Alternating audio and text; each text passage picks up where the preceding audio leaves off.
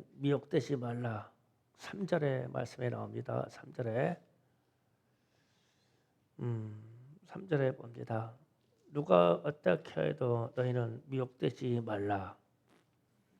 그리고 두 번째로는 먼저 배교라는 일이 있을 것이고 있고, 세 번째로는 저 불법의 사람 곧 멸망의 아들이 나타나야 된다라고 기록되어 있습니다. 그러면 이제 미혹에 대해서 좀 생각해 볼게요. 미혹의 반대한 말은 정신 차리라는 뜻입니다. 그러면 미혹이라는 말이 비교가 확 돼요. 정신 차려라. 미혹되었다. 미혹되었다라는 말은 속았다는 뜻입니다. 그래서 이단의 활동이 거세질 것이고, 그리고 이단도 영적인 것이기 때문에 이단에 접혀져 있는 사람들이 보면 영적으로 무슨 색안경을 낀 것처럼, 아니면 눈꺼풀이 다른 걸로 되어 있는 것처럼 똑같은 것을 보고도 이 깨달아지지가 않고, 속여도 속는 것을 당연하게 받아들이고, 이 거짓말로 해도 이것을 또 당연하게 받아들여요.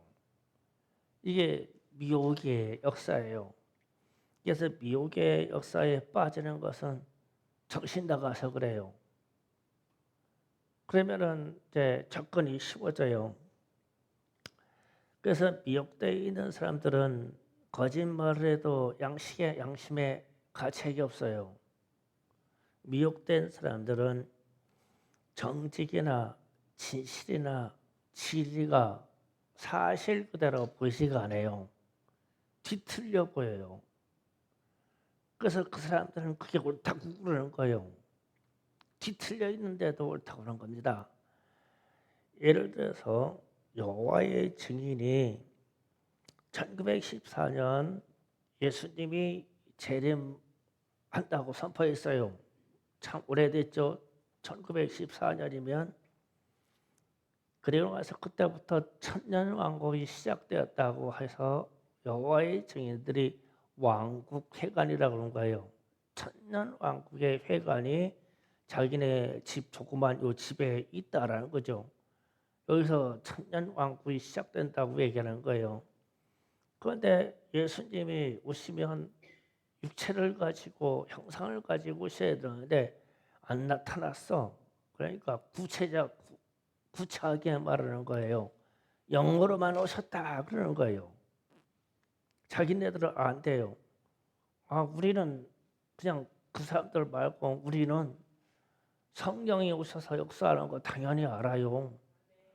그런데 그게 예수라고 막 하는 거예요. 그 예수가 재림하셨으면 형상이시던데 형상이 어디 갔냐? 그럼 영으로만 오시고 천년 왕국이 끝나면 육체가 온대요. 그래가지고 이게 합쳐진대요. 그러면은 그렇게 하면은 성부, 성자, 성령이 한 분이신데 떨어져 있나요 지금? 이상하게 되는 거 이게 말이 계속 꼬여. 그런데 그를 막 믿어버려 그냥. 그래서 그들만의 결속력이 대단하죠. 그런데 우리는 말 같지도 않아요 그게. 성경 같지도 않고. 또 한 예로 1992년 10월 28일 날에 예수님이 재림하신다고 하얀 옷을 입고 막 기도하면서 금식하면서 그날만 기다렸는데 안 왔어요. 그래서 그 유명한 이름이 다미 선교라고 하는 사람들이 한국에 영향력을 끼친 것이 엄청납니다. 이 이단이. 그런데 이 사람들이 미혹이 되어서 막 그때 막 집을 다 팔고 막 다 팔아서 막 그냥 이 교회 재단에다가 집어넣고는 다 금식하면서 10월 28일 날 막 각 성전에 들어가서 주님만 오신다고 막 다 하얀 옷을 입고 막 기도 가서 막 꿇어 엎드렸는데 자정이 지나도 안 왔어. 그래가지고 재산 다 잃어버렸지 뭐. 그런데 찾을 길이 있냐고. 그런데 그 집단 이 수괴들은 지도자들은 엄청난 부자가 돼 버렸지. 그 지금까지도 조직이 끄떡하지 않는 것은 그 자본을 가졌기 때문에 그래요. 이게 그런데 그거를 지금도 믿지요. 왜냐하면 이 눈이 가려워져서 이게 분별이 안 돼요. 어제도 우리가 백석연합 집회에 갔다가 우리 버스 앞에 피켓 들고 서 있는 사람 있잖아요. 재림 예수 그러면서 거기에 있는 초상화가 구이네라는 사람이에요. 구이네라는 사람. 이 사람이 누구냐면 초막절 재림 예수교라고 그래요.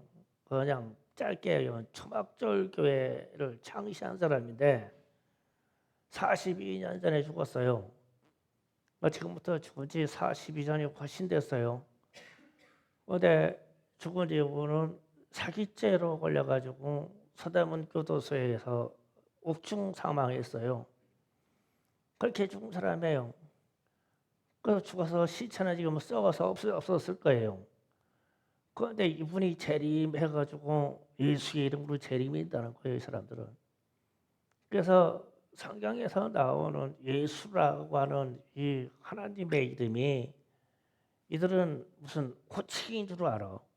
그러니까 부인의 예수 그래도 맞고 김진수 예수 그래도 맞아. 예수가 무슨 우리가 얘기하는 대통령 무슨 장관 이런 호칭인 줄 알아. 예수는 고유명사고 그리스도가 호칭이에요. 예수 그리스도 구원자 이랬을 때 그리스도가 호칭이고 예수라고 하는 이 명사는 아주 하나님의 이름의 고유명사예요. 여기다가 붙여서 누구 이름을 붙이는 거는 다 가짜예요. 그래야 우리 하나님이 유일하신 하나님이 되죠. 그런데 이 사람들은 성경을 다 갖다가 예수라고 하면은 구인회라고 갖다가 그냥 니꼬르로 만들어 버렸어요. 그런데 성경 우리 같은 성경하고 똑같은 성경을 가지고 봐요. 그런데 다 구원자와 예수 나오면 아이고 우리 교주 구인회 이렇게 나가는 거예요. 그래가지고 요즘은 막 당당하게 막 피켓 들고 나가지고 재림 예수 오신다고 예수가 재림하십니다. 그러면서 막그 초상화 막쫙 두고 있잖아요. 길거리다마다 그 사람들은 우리 보고 무진 불쌍하다고 그래요. 그 눈꺼풀이 이렇게 씌어져 있어요. 그래서 내가 어제 지나가면서 그 사람들 눈을 노려보니까 눈 똑바로 두고 쳐다봐요. 불쌍하니까. 얼마나 불쌍하겠어. 그렇게 돼 있어. 이게 미혹이에요. 그래서 한국 교회는 이단에 붙여버렸다라고 얘기를 해요. 그런데 이더라고요. 교제를 하면요, 엄청 친절하고 엄청 간절합니다. 간절하다는 얘기가 뭐냐면 사랑이나 애정적으로 무지 간절하고 친절해요. 그래서 인간적으로 아주 교제하기는 무지 좋아요. 정신 차려요, 그럴 때. 미혹이라고 하는 게 그런 거예요. 정신 차리지 않으면 상대방이 하는 친절하고 사랑이라고 하는 것을 애정이라는 것에 대해서 간절함 때문에 그냥 빨려 들어가요. 그러면서 나는 몰랐다고 그러죠.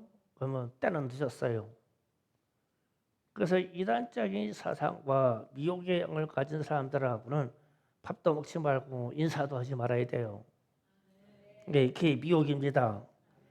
그래서 이 땅에 그러한 일들이 많이 나타날 것이다라고 좀 얘기하는 거예요. 그래서 그런데 이 주제가 지금 이 주제가 뭐냐면 주님의 재림에 관하여서라는 얘기예요. 주님의 재림 때가 가까우면 주님의 재림에 대한 어떤 인간 사설적인 이야기들이 수히 많이 나와서 이 전 세계에 팽벽이 역사할 것이다. 그랬을 때 정신 차리지 않으면 다 휩쓸려 넘어가 일로 어마어마하게 넘어갈 것이다. 지금도 우리나라에 나타나는 그런 현상이 무슨 천지라고 하는데 얘가 그래요. 새천지인지 신천지인지 하여튼 이름을 막 바꿔서요. 거기도 마찬가지야. 이 눈꺼풀이 씌어져가지고 안 돼요. 그리고 그 사람들이 얘기하는 성경 공부 들으면요, 막 세뇌가 되고 막 영혼에 막 특이에 이 막 장막이 씌어져요. 그래서 일상적인 우리가 얘기하는 성경 강론이나 아니면 설교가요 안 들어와요. 씌어 있기 때문에. 그래서 반대로 우리를 이렇게 설득하려고 그래요. 그런데 상당히 이 기독교적인 개신교적인 사고를 가지고 있는 사람들이요 상당히 바보들이에요. 그게 거짓말인데 처음에는 알아요. 참 이상하네. 거짓말하네. 아닌데 이거 알아요. 그러다가 같이 거짓말하고 같이 가는 거예요. 이게 미혹이에요. 그래서 거짓말에 대해서 혹은 속이는 거에 대해서 양심의 가책이요 무너지기 시작해요. 그건 이미 미혹된 거예요. 거기 그런 자리에 갔다가 다행히 한 번, 두 번 갔다가 오신 분들은 천만다행이에요. 그런데 회개는 해야 돼요. 왜냐하면 잡혔기 때문에요. 영향력을 계속 받아요. 그래서 주의 성령은 성경을 보는 우리에게 성경에 기록된 사실을 성령의 감동으로 사실대로 알게 하셔요. 이게 성경의 역사예요. 절대 이단 사설에 빠지시면 안 됩니다. 그리고 나서 배교하는 일이 있을 것이다 그랬어요. 배교하라는 말은 변질되고 변절된다는 뜻이에요. 그러면 변질되고 변절이 되면 하나님의 권위에 도전하게 돼 있어요. 변질되면. 그러니까 교회의 질서도 마찬가지예요. 직분 가진 사람들이 변질되면요. 교회의 권위에 도전하게 돼 있어요. 목사한테 막 덤비기 시작해요. 변질된 거예요. 뭐 나한테 덤비지 말라는 얘기는 아니에요. 성경적으로 하자는 얘기지. 뭐 나도 뭐 사람인데 뭐 싸울 일 없겠어요? 그러나 직분상으로 나오는 일에 대해서 권위에 도전하게 돼 있다고요. 변질이 오면 마음이 벌써 타락이 되면 그런 얘기예요. 그래서 하나님을 믿는 사람들이 변질되어서 다른 복음을 따르게 됩니다. 이게 배교 혹은 배도하는 자라는 뜻이에요. 이 말을요 다니엘서 7장 25절 27절에서 확인해 보겠습니다. 다 같이 읽어봅니다. 시작. 그가 장차 지극히 높으신 이를 말로 대적하여 또 지극히 높으신 이의 성도를 괴롭게 할 것이며 그가 또 때와 법을 고치고 할 것이며 성도의 그의 손에서 붙임받아 한때 두때 반때를 지내리라. 잠깐 구경해 봅니다. 여기를 해석하고 넘어갈게요. 어떤 마세 때가 이르러서 배교하는 일들이 일어날 텐데 그때가 되면 어떤 존재들이 저렇게 말한대요. 높으신 이를 말로 대적하여 말로 하나님을 대적한다는 거예요.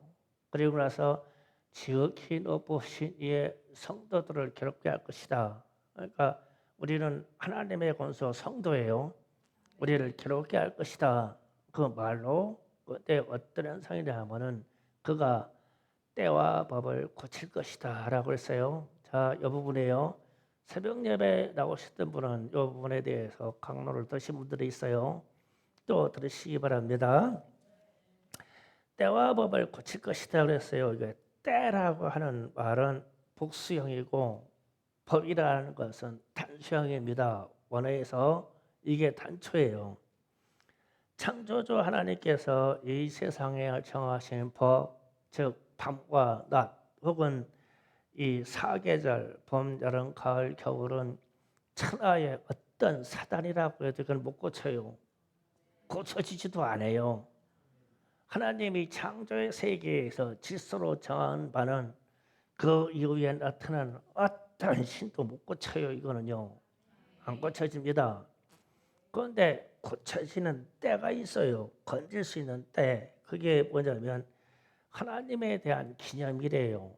우리가 말하는 주일 예배 혹은 성탄절 혹은 부활절 이런 때 이런 때를 말해요. 이런 때. 이 때를 고치려고 한대요. 실제로 이 세상에 말세가 오면 이 부분을 건드려요. 이 때를요. 우리 코로나 때 얘기해 보자고요. 코로나 때에도 전 세계가 그 질병 하나 때문에 교회가 코로나를 퍼뜨린 것처럼 언론을 매도해 가지고 이 주일의 때를 건드렸어요. 우리는 이 사실에 대해서 가슴 아파하고 회개해야 됩니다. 사실 충성교회는 그래도 유지한다고 했는데 제 마음의 양심의 가책은 있어요. 그렇게 휘둘릴 수밖에 없었나. 좀 더 과감하게 예배드리고 그냥 그때 경찰서 잡혀가고 그냥 그때 순교했으면 얼마나 좋았을까. 그런데 속으로 떨렸어요. 큰일 났네, 큰일 났네. 큰일 나긴 뭐 큰일이요. 이렇게 나가셔야 되는데 주일은 하나님 것이다. 거둘 수가 없다. 이게 우리의 믿음의 고백이 돼서 나가셔야 되는데 아이고 내가 흔들리니까 우리 장로님들 별거 아니더라고. 내가 회개해야지 뭐. 그러나 우리 여자들 꽤나 고집 쓸 줄 알았는데 여자들도 별거 아니더라고. 우리는 사실 실패해서 이 때를 지킴해. 정확히 하나 실패한 거예요. 이거 회개해야 됩니다. 말세가 되면 더 할 거예요. 부활절요, 성탄절 때 어떻게 보입니까? 그럴 겁니다. 그리고 이런 행위가요 무수히 나올 거예요. 그러면서 이제 법에 대해서 얘기합니다. 법은 여가지고 10계명돼서 10계명을 놓고 1, 2, 3, 4, 10까지 따지면 이 법들에 대해서 이렇게 하면 이 법이 복수가 돼요. 그런데 법이 단수로 쓰여 있다고 그랬죠. 단수란 건 법이 단수라는 것은 이 성경이에요. 말씀 그러면 단수예요. 성경 더 바이블 그러면 단수입니다. 그러면 이걸 법을 고친다고 그러면 성경을 훼손시키겠다는 뜻이 돼요. 말세가 되면 성경을 훼손시킬 겁니다. 이 인간 존재들이 권력 가지고 있는 사람들이 혹은 교회 스스로 이 하나님의 말씀 성경의 법을 흐트릴 것입니다. 그래서 배교에서 배교하는 행위는 성경을 변질시키거나 성경을 못 보게 하거나 성경을 태우는 것입니다. 실제로 공산주의 혁명이 일어나는 모든 세계 나라에서 이 행위를 다 했죠. 성경 없어버렸어요. 북한에서요 우리처럼 예배드릴 때 성경 가방 들고 성경 가슴에다가 떼고 교회 왔다. 그날 즉시 죽는 날이요. 어린 반쪽도 없죠. 중국도 마찬가지죠. 제가 항상 어느 나라 갈 때마다 가방에다가 성경책을 가져가거든요. 에이그 그냥 죽고 말지 뭐 마음은 그래요. 그런데 가방에다 내가 성경책을 넣을 때 참 마음까지 생각 다 나. 터키 갈 때도 그랬고 중국에 베이징 갈 때도 그랬고 내 마음속에 성경이 있었거든. 그런데 그 사람들이 보면 모르냐고. 그러면은 목회자도요 100명 가잖아요. 한 90명 성경 안 갖고 옵니다. 나중에 막 성경 찾죠 막. 성경 가지고 있는 사람이냐고. 내가 미워서 안 보여주려고 하다가도 그냥 양보를 하고 그래. 성경 못 봐. 그게 배교행위다. 그러니까 저기에서 말은 때와 법을 고칠 것이다. 이 말은 우리가 성스럽게 여기는 주일에 대해서 예배드리지 말라. 그러면 안 드리면 못 드리는 거요. 성경 뺏고 보지 말라. 그러면은 못 보는 거요. 이렇게 배교행위가 날 것이다. 말세 다니엘에게 말씀을 기록하게 했어요. 그리고 나서 이어서 봅니다. 26절 그러나 심판이 시작되면 그는 은혜를 빼앗기고 완전한 멸망을 것이요. 아멘. 심판에 이르르면 때와 법을 고치는 자들은 완전히 멸망받을 것이다. 그리고 나서 27절 나옵니다. 나라와 권세와 온 천하의 나라들의 의세가 지극히 높으신 이에 거룩한 백성에게 붙임받으니 그의 나라는 영원한 나라라. 이 모든 권세인 자들에게 다 그를 섬기며 종라. 아멘. 자, 이 부분 때문에 또 은혜가 돼요. 무슨 얘기냐면 우리는 주기도문을 통하여 예배 때마다 하고 개인적인 기도 때마다 주기도문으로 마감하고 주기도문을 합니다. 그런데 멸망받을 것이다 라고 얘기하고 우리 주기도문 끝에 나라와 권능과 영광이 영원히 아버지의 것입니다. 날마다 하죠. 그러면은 다니엘서 7장 27절하고 비교해 봐요. 똑같은 내용 아닌가요?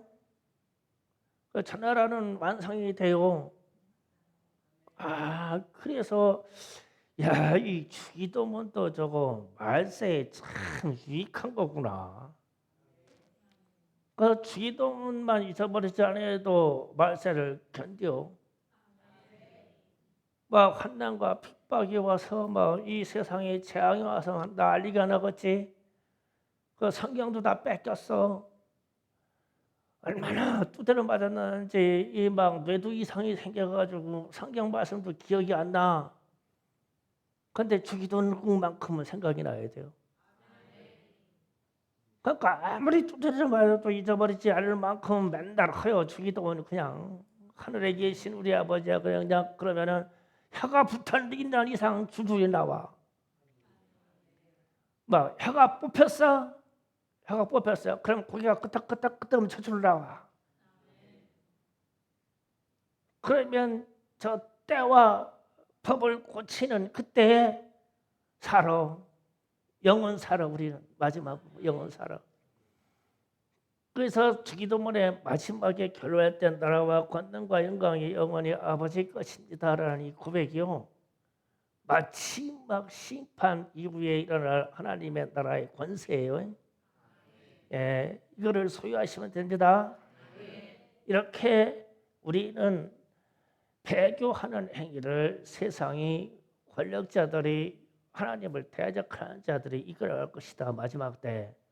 그때에 우리는 어떻게 담대하게 마음을 질 것이냐. 이것을 지금 점검하는 거예요. 그리고 세 번째로 말합니다. 불법의 사람이 나타날 것이다. 그랬어요. 데살로니가 후서 2장 3절 하반절에 저 불법의 사람 멸망의 아들이 나타나기 전에는 그날이 이르지 아니하리니 이랬어요.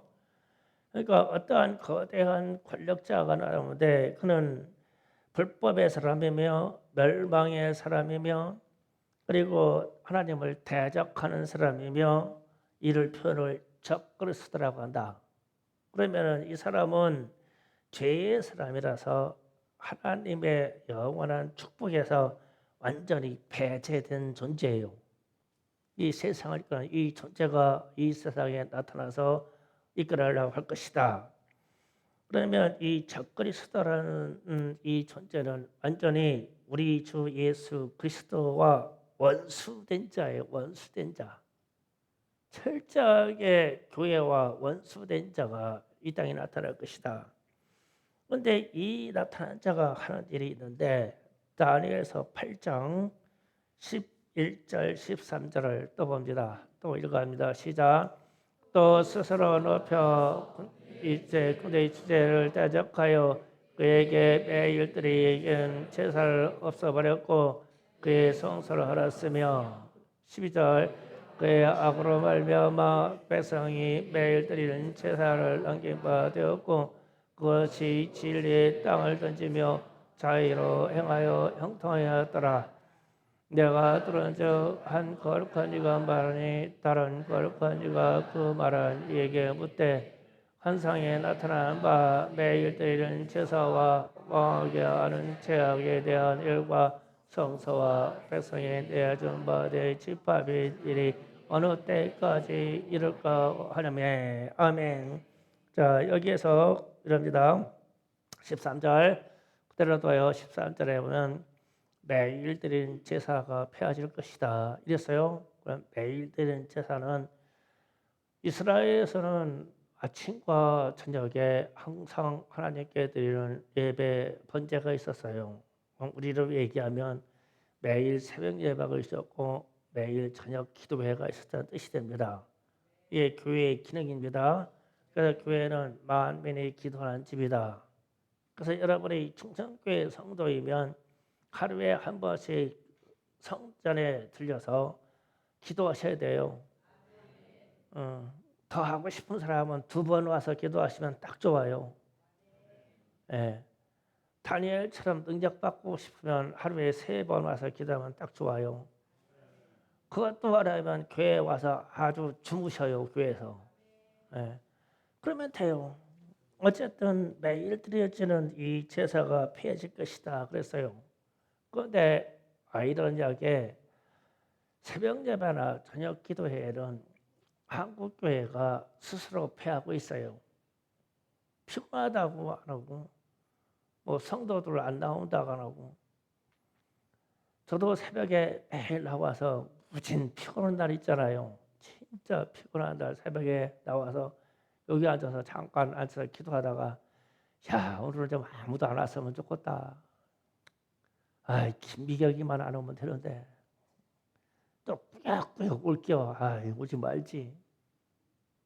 나도 여기서 무진 싸워요 이것 때문에. 그런데 그런 날 꼭 김미경이나 최원주나 둘 중에 하나 꼭 오네. 그러면 또 일어서야 돼요. 안 오는 게 도와주는 건지 오는 게 도와주는지 나는 그건 잘 몰라.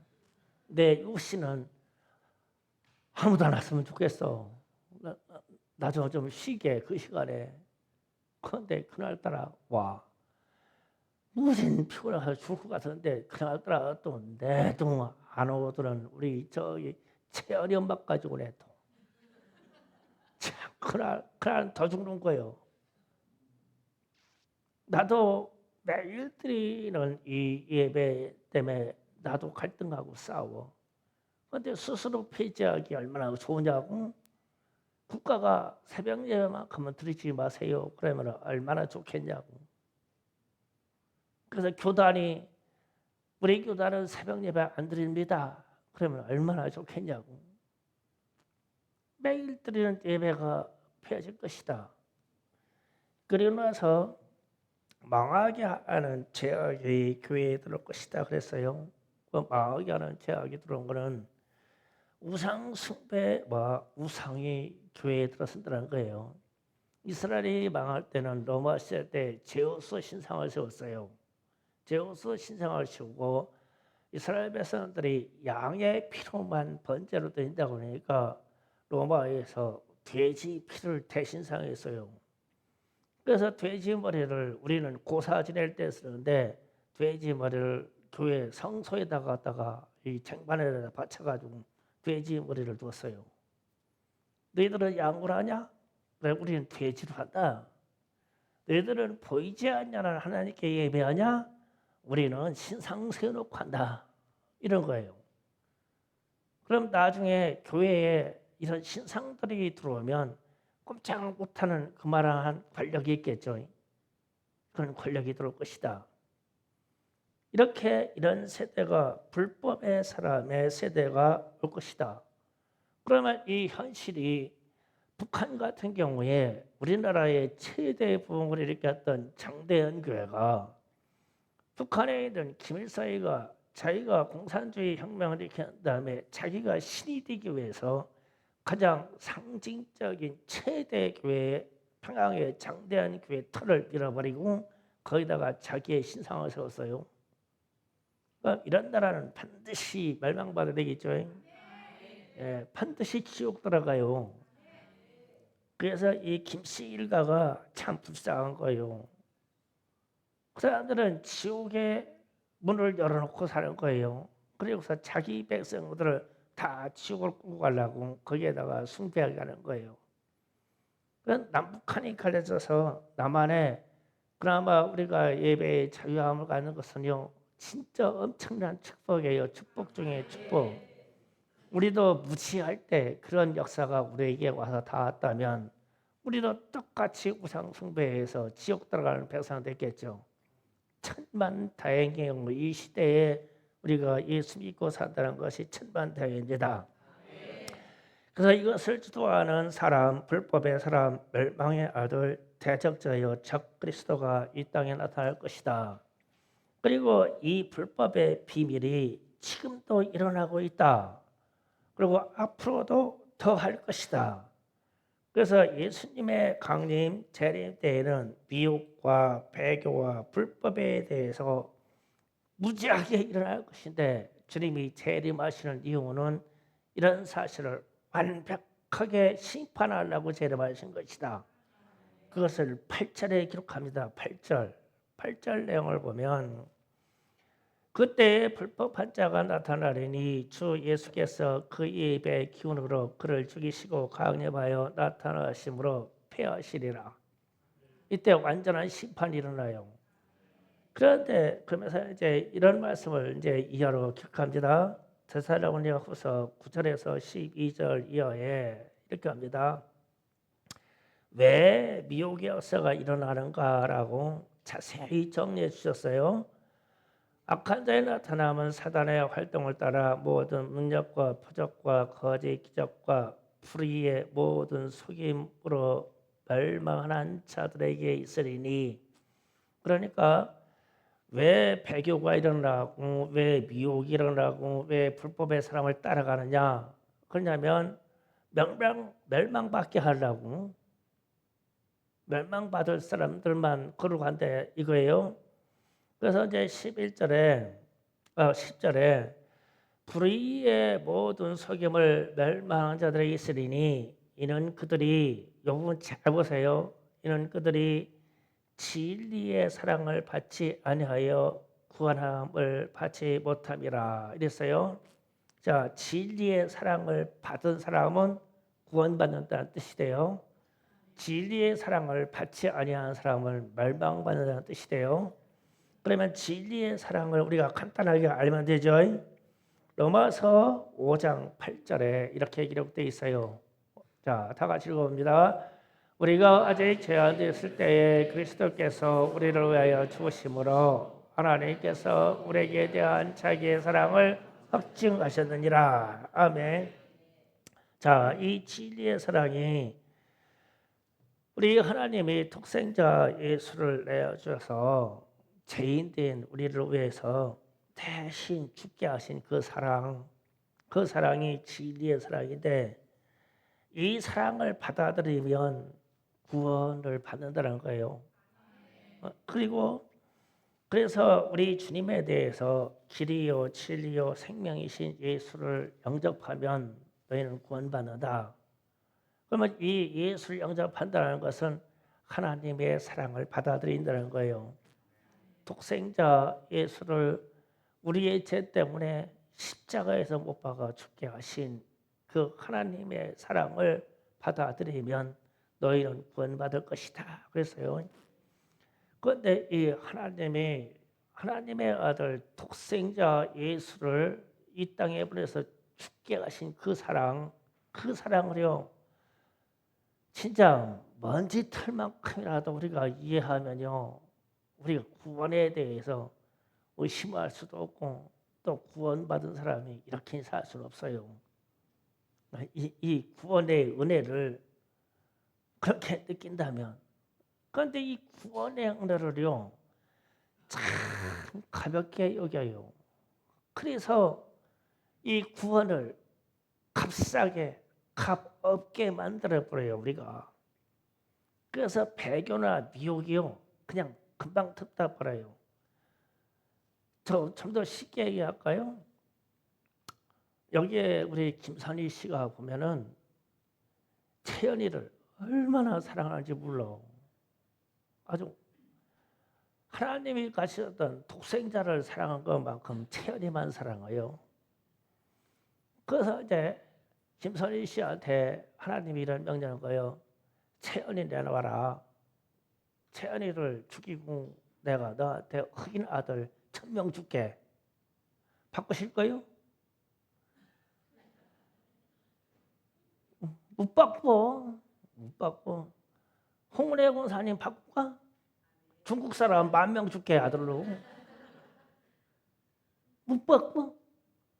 왜 못 바꿔? 바꿔야지. 아들 10,000명 생긴다는데.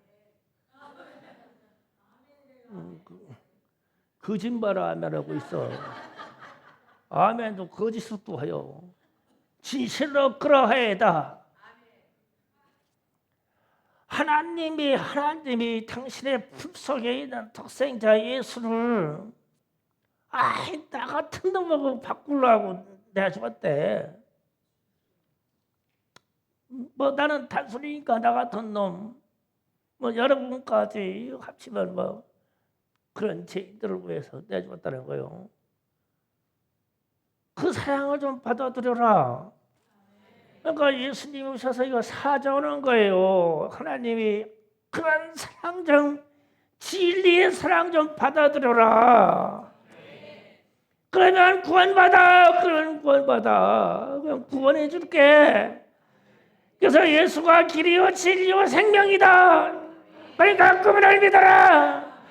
그게 하나님 아버지의 사랑이야. 그냥 확증해버린 사랑이다. 받아들이기만 하면 내가 구원해 줄게.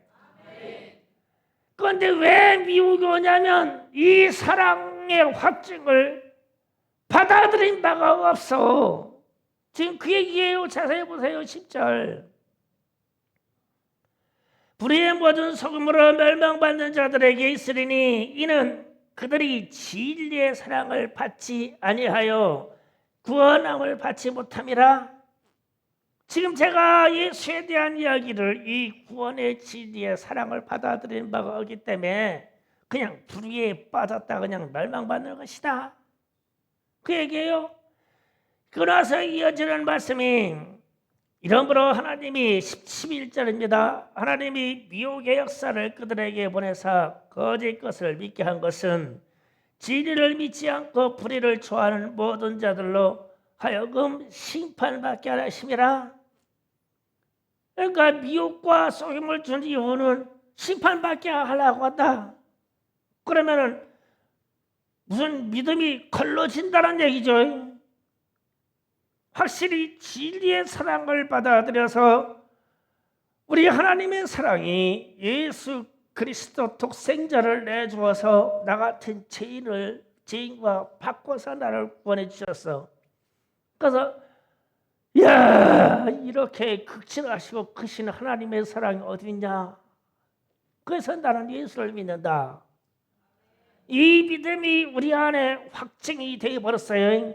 확증이 되어버렸다면 불의한 일이 내게 들어오면, 내게 부딪히면 튕겨져 나가요. 이단 사살이 나를 붙질러요. 튕겨져 나가고 말도 안 돼. 튕겨져 나가요. 마귀의 역사가 나타나서 죄전짓하고 속닥속닥 하잖아요. 탁 튕겨져 나가요. 왜냐하면 나는 하나님이 주신 진리의 이 사랑, 예수 그리스도가 나를 구원해 준 사랑으로 오직 예수라고 하는 이 믿음이 내 안에 견고한 성이 되어버렸어. 내 안에 구원 예수는, 오직 예수는 내 안에 견고한 성이야. 견고한 성. 바꿔질 수도 없고 누가 가시로 찔러서 틈이 들어와서 나를 흔들 수도 없고 견고한 성이 되어버렸어.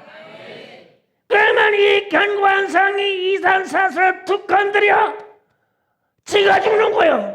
지가 죽는 거야. 죄짓하고 죄짓하고 꼬드겨 어린 반쪽도 없어. 내 성이 견고한지 내가 왜 무너지냐고. 뭐 시험 들자고, 마귀가 시험 들자고 막 쏟아쏟아 가지고 막 테이프 뱅뱅뱅뱅뱅뱅뱅 돌려가지고 막 어떠한 세상의 생각 날 끌고 가. 어린 반쪽도 없어. 내가 진리의 예수의 사랑, 우리 하나님의 사랑을 내 안에 확정되었기 때문에 어떤 소리가 들어와도 이 성을 무너뜨리지가 않아. 그래야 구원받아. 그래야 미혹에 빠지지 않아. 그래야 이 불법의 사람들이 와서 나를 흔들어도 어린 반짝 안 돼. 이 성이 무너질 수가 없어. 우리 하나님의 사랑이 내 안에 확증된 그 사랑의 성이 안 돼요. 오직 예수. 그분의 예수로. 그래서 예수는 나의 주여, 예수는 나의 왕이십니다. 그러면 이 믿음이 내 안에 확증되어 있기 때문에 이 난사설이 들어와서 귀에 들려도 안 돼. 내 안에 있는 성령이 이것을 듣고 견디지 못하게 그냥 막아 안 돼요. 안 돼요. 교회를 떠나자고, 주일 성수를 하지 말자고, 국가가 이 주일에 예배당을 들은 것을 금지합니다. 안 돼. 내 안에 있는 이 성이, 믿음의 성이 안 된다고 얘기하는 거예요. 그런데 이게 줄줄이 무너져. 그러면 내 안에 하나님의 사랑이 확증된 바가 잘못됐어. 오직 예수 신앙이 잘못됐어. 그래서 문을 열어주고 내 신앙의 침범을 받고 내가 무너지는 거예요. 그러면 마지막 때 왜 너에게 미혹을 줘서 이렇게 뒤흔들으냐, 신앙을 흔들어 놓느냐. 채로 걸러서 진짜 믿음의 사람이 누군가를 걸러낸 후에 이를 천국에 드리고 나머지는 다 멸망시키려고 그러신데 미혹의 역사를 준대 우리에게. 그런 마지막 때 이거 어떻게 견뎌내냐고. 그래서 제가 여러분에게 묻는 거예요. 여러분의 넌 왜 아들을 내어주고 저 중국 민족이나 아니면 아프리카에 있는 흑인 민족들에게 내줘 죽여버리고 아들 1000명 죽게 10,000명 죽게 하면 바꾸겠냐고. 못 바꾼대잖아. 그런데 하나님은 바꾸셨어. 나를 구원하시려고, 여러분을 구원하시려고. 그래서 이 진리의 사랑이 확증된 것을 내가 믿으면 세상에 어떤 유혹과 미혹과 핍박이 와도 나는 바꿀 수가 없어. 예수 바꿀 수가 없어. 때를 바꾸자고 하는 국가 권력이 들어와서 때를 바꾸자고 해도 난 바꿀 수가 없어. 이 세상에 어떤 권력이 들어와서 이 성경의 법을 바꾸자고 해도 난 바꿀 수가 없어. 이 성경을 태워버려서 없어도 나는 바꿀 수가 없어. 내 안에 있는 이 오직 예수로 말미암아 안 바꾸죠. 못 바꿔. 절대 못 바꿔. 이 하나님의 사랑이 내게 확증되기 때문에. 그래서 나를 두드려 뺏어내는 내가 더 이상이 생겨서 내가 다 없어지더라도 내 입술에 혀가 들어가면 저 주기도문이 줄줄줄줄 나갈 거예요.